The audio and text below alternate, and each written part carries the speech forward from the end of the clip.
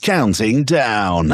5, 4, 3, 2, 1. The DK Effect. A real-life diary of a madman. It's time for the DK Effect. Oh, oh, oh, oh, come on. Oh, oh, oh, oh, oh, oh, oh, oh, come on. Oh, oh, oh, oh. It's time for the DK Effect. Oh, oh, oh, oh, come on. Oh, oh, oh, oh. Well, top of the day, everyone. My name is DK. Well, another week gone by. I think I updated you on my angioplasty. It's coming a little bit sooner than I thought it was. It's going to be early next week on Tuesday. I'm sure I'll get a show in. Might be a little late. And hopefully this is the end of the medical distractions other than the legs. I was telling my son I'm not really nervous about the procedure itself. They give you something to relax in. They're going to go up through the wrist and do something in the heart there, maybe a stent. I'll update you next week on the experience. Well, my major concern is all the work I put in the exercise, and I hope the rest period is not too long. I want to get right back in it and get fired up. Anyway, let's get moving here. So, this week, decided to just change it up a little bit, lighten things up, but still get you thinking about stuff. This is a little segment we're going to call Trend Check. We'll do it once in a while. And these are just things that constantly pop up that I see, and you probably see too. Maybe you're using some of this stuff. I don't know. So, topic number one, 3 topics. Topic number 1 is PEDS and RITA. Hearing a lot about PEDS on social media. People selling them, guaranteed pure. And I don't personally take any. Apparently, they're just amino acids. But let's look into it really quick.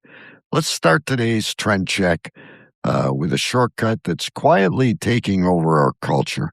Kind of chemical hacks. Look around and you'll see everyday people using PEDS, performance-enhancing drugs, just to chase physical vanity. Turn to the corporate world or college campuses, and people are popping Ritalin or Rita, as it goes by, as a study drug to force artificial focus and double their cognitive output.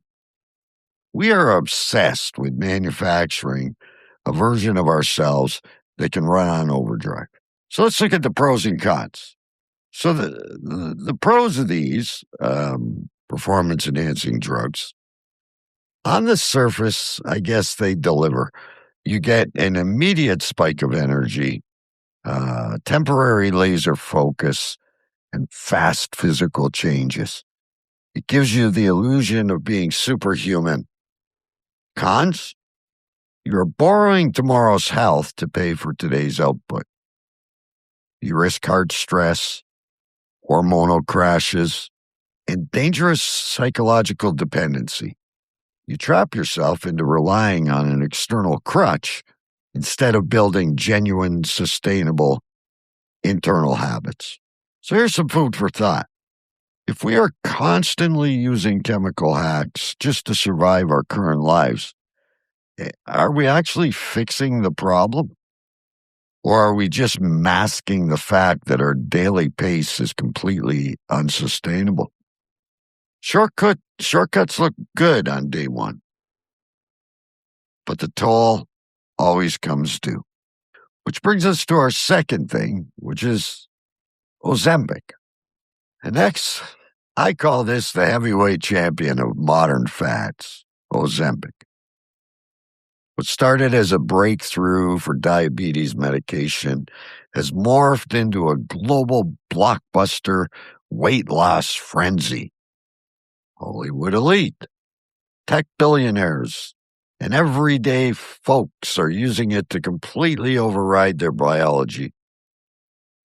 It mimics gut hormones to shut down your appetite, promising a magic bullet solution to weight loss without the sweat. And when I say everyday people, I can probably list a few on one hand that I know personally that have turned to this because they just can't seem to shed the weight. I wouldn't necessarily even call them obese, but anyway. So the pros are undeniable for metabolic health. Sorry, I couldn't get that word out. When used correctly. It offers rapid, life-changing weight loss for those fighting chronic obesity. The cons are a massive wake-up call. I've heard a lot about this on the news and stuff. It's incredibly expensive, but now they're coming out with a generic version, of course, which will probably be half the price. It can cause severe GI side effects. And here's the key that I catch in a lot of conversations.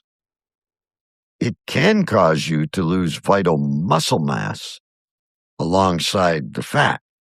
And what apparently is worst of all is what they call the Ozempic rebound.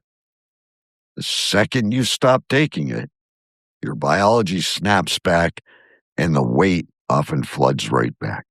Here's my food for thought. Here's what we need to chew on. A molecule can change your biology, but it cannot change your psychology. It can shrink your appetite, but it can't fix your relationship with food. Are we treating the symptom of a deeper lifestyle pattern while leaving the root cause completely untouched? And lastly today is, as you know, a favorite of mine. I've had a lot of people think I'm being silly, but lately a lot of people have become very interested. A nurse at my internist, a couple of people in the neighborhood are curious about Tai Chi. So let's slow the clock down for our final stop today. Imagine walking into a park early in the morning and you see somebody perfectly rooted, moving their hands smoothly through the air as if they're parting thick clouds. In a society that demands you sprint, sweat, crush your limits every single day, the ancient practice looks less like a workout and more like a quiet rebellion. Tai Chi. Pros and the cons. Pros, it's pure medicine for your nervous system.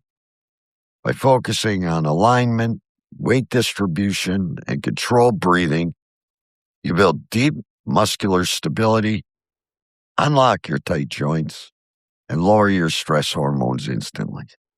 The con? It forces you to look at your own impatience. In a world hooked on instant gratification, moving that slowly can feel downright uncomfortable at first. It demands consistency, not intensity. As you know, I wear 4-pound wrist weights just to make it more difficult. Here's your food for thought. Close this off today. This is the ultimate takeaway. We just looked at hacking our body with PEDS and overriding our systems with Ozempic. We are a culture obsessed with forcing speed from the outside in. But what if the ultimate performance enhancer isn't a chemical shortcut at all? What if it's the ability to ground yourself, breathe, and cultivate power from the inside out? Sometimes the most radical thing you can do is to get ahead is completely slow down. I'm learning that.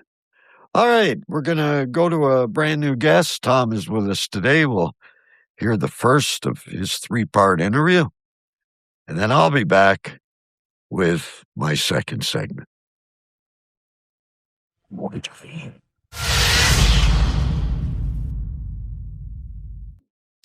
All right, we're back, everybody, and this week we are really pleased to introduce our new guest from Elkton, Maryland. I had to Google where that is, but he's going to share his story with us today in his own words. Ladies and gentlemen, Tom Black. Thank you so much for the introduction, Ken. Very grateful to be here. I wanted to share my story. I call it a self-healing journey. I was diagnosed with multiple sclerosis in 2004, and I had a spinal tap and MRI that showed lesions on my brain, and I ended up being put on some what was called disease-modifying therapies, or a drug called Avonex, which had interferon in it. So long story short, how the disease manifested is I got in a minor fender bender, and my vision was affected. So I went to the ER, and then the ER doctor said, you really need to see a neurologist. Typically on the eastern shore of Maryland, where I lived at the time, it took 2 or 3 months to get an appointment. And the ER doctor said, he'll see you on Monday. So right away, I thought it must be something fairly serious. And so after the spinal tap and the MRI were conclusive and I got put on medications, over time, my legs started to atrophy and I had some burning sensations in my body. And over time, I also started to have what's called foot drop. So I started walking with a cane just a few years later. So I started progressing. I had brain fog, some ED, and other symptoms that manifested. And there was a time in 2012 where I was just really kind of fed up with how I felt and everything that I was experiencing and all of the symptoms. And then I watched a movie called The Secret. Well, The Secret talked after my own heart. So The Secret talked all about the law of attraction. And, one of the people that really resonated in that movie, resonated with me, was Dr. Joe Vitale, talking about we basically attract everything into our experience. Well, the most impactful person for me in the movie was Morris E. Goodman. They call him the Miracle Man. He almost died in a plane crash, and he's laying in the hospital bed, and all he could do was blink his eyes. And the doctors and nurses and everyone said he'd be a vegetable, he'd never walk again. And he's listening to all of this, and he said, that's their story, but that's not my story. So for the next 9 months, he focused all of his energy, his mindset, prayer, whatever he did. And within 9 months, he walked out of the hospital under his own power without any help with breathing after destroying his trachea in the crash. So then I'd had an epiphany and said, wait a second, do you mean to tell me your mind can heal your body? And from that point forward, I made a commitment to get well and to overcome the condition. And I can flash forward to today and then go back a little bit. But 14 years I've been medication free. I stopped walking with a cane in 2015. And now I've created a self-healing Facebook group. And I'm just promoting wellness and how the mind can come into healing the body. Now what's the name of that? Is it your name, or is there a group name? Yeah, and on Facebook it's just called Self-Healing Tips. All right, make sure you message that over to me. I will. I will. And to that point, I find different things that help with blood pressure, and circulation, like cayenne pepper. And so I post things about different foods, different herbs, different spices, different things that we should be doing. I've created a list of daily self-love practices, is what I call them. I can share that with you as well. But it's basically 9 things that I do each day to set the tone for a great day. But anyway, the exciting part for me is I'm really excited to share my story. I have one of my friends whose MS has progressed, and she's on more of a wellness path now. So I'm very excited for her. During the times when I was really in the most struggle, definitely battled with self-worth, depression. No one's going to want to date me. I have a cane. I was single at the time. And all of those things that go into, being ill is that sometimes we adopt and adapt to the condition, and then it becomes part of our persona, DNA, if you will. And once I realized that you can turn that around, that's when I really got on the healing path. And in a full circle moment, I now actually work for Dr. Joe Vitale in helping people with really getting aligned properly, with their mind, body, and soul to attract more abundance, joy, gratitude, love, that type of thing. I've just about Joe Vitale. I've paid for a couple of his courses, and they are very good. I'm certified in NLP, but Joe is very much aligned to what I believe and practice. Fantastic. Yeah, I'm definitely familiar with NLP. I remember, Tony Robbins is one of the first or one of the pioneers, one of the early adopters of it. And so, I followed him for years as well. Excellent. All right. Sorry to go off track. Oh, not at all. Not at all. It all comes together. And one of the things, you may have heard of the book, The Power of Now by Eckhart Tolle. But really, gratitude is the love of now. And so the more grateful we are, the more good things happen. Agreed. And so that's where I am. And I'm in a very grateful place. I exercise every day. I put my face in the sun and get my feet in the grass because I just want to feel good. And I want everyone to feel good. Everyone that comes into my experience, I've already helped others get on the path to wellness. So I'm really excited about the future.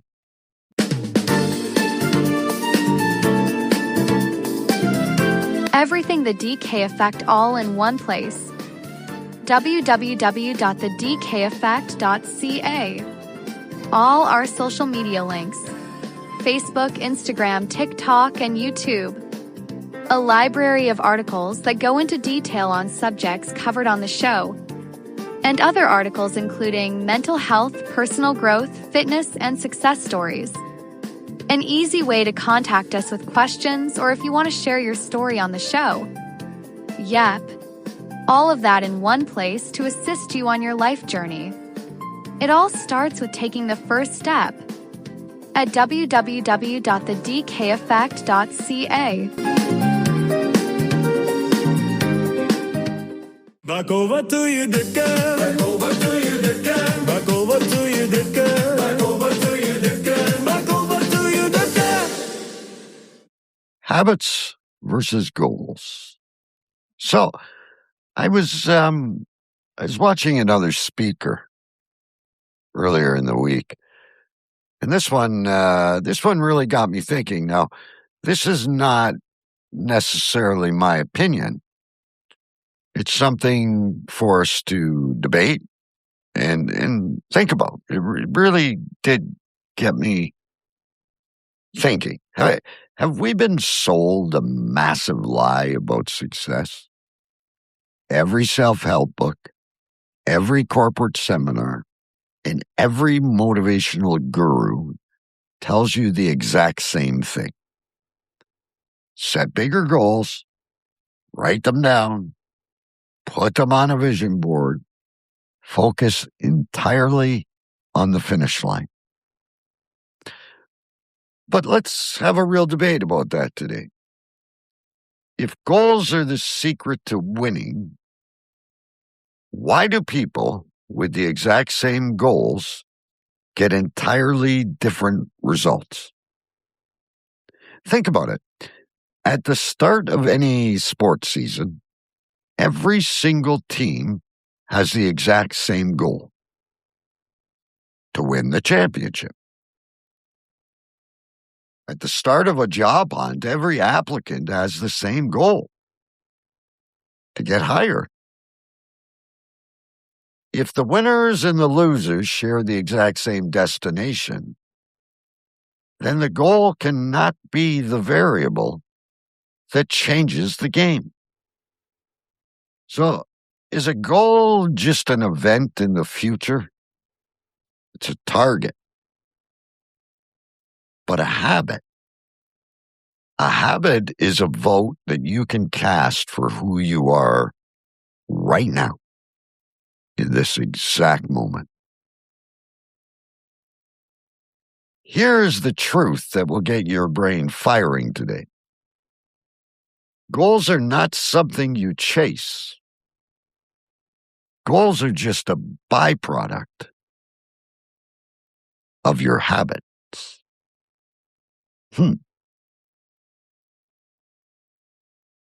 Let me bring this down to earth and give you a look at how this plays out in my own life. Every single day, I step out to do my movement practice. I strap on the wrist weights or the leg weights, or I go down in the universal gym, find my stance, and I commit to the discipline of the routine. Whether it's the slow, intentional flow of Tai Chi or a targeted resistance session, I hit the mat. Now, if I woke up every morning focused entirely on the distant goal, like I need to build maximum muscle definition, or I must achieve flawless physical balance, I'd probably quit by day 3. Why? Because on day 3, you look in the mirror and you don't see the transformation. That goal feels miles away. The brain gets frustrated by the gap, and the momentum dies. But I don't focus on the goal. I fell in love with the daily ritual. I focus on the system: putting the weights on, breathing, and showing up for the practice. And a funny thing happens when you fall in love with the process instead of the product. The results sneak up on you. You don't have to chase the fitness catches up to you. Physical strength, the mental clarity, the balance, they are just inevitable, mathematical byproducts of the daily habit.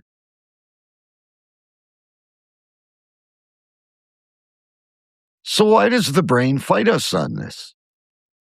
It's because the human brain is wired for efficiency, but it's easily overwhelmed by scale.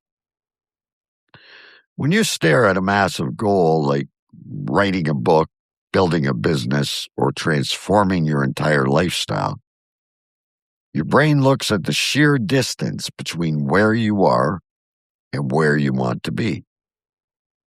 It senses the friction, labels it as danger, and triggers the procrastination to keep you safe and comfortable. But when you shift the pattern and focus entirely on a micro habit, You hack the system. You stop stressing about the 500-page book and you focus on reading 1 page a day. You stop agonizing over the massive business empire and you focus on making 1 connection a morning. By focusing on the habit, you lower the barrier to entry. You stop managing outcomes, which you can't control, and you start managing your environment and your actions, which you can control. You shift your identity from someone trying to reach a destination to the person who simply does the work, day in and day out.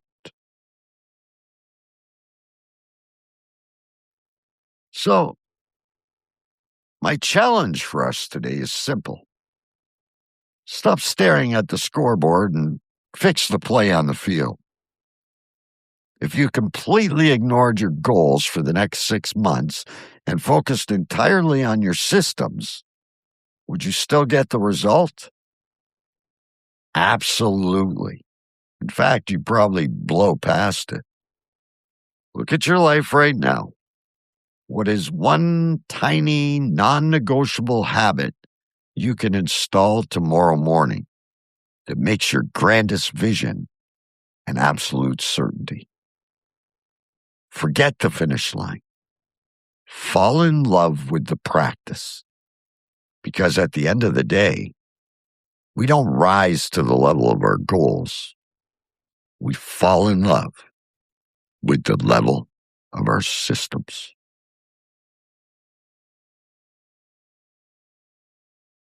Build a habit and let the byproduct take care of itself. As always, folks, put those shoes on, strap on those weights, pick up the telephone, 1 step at a time.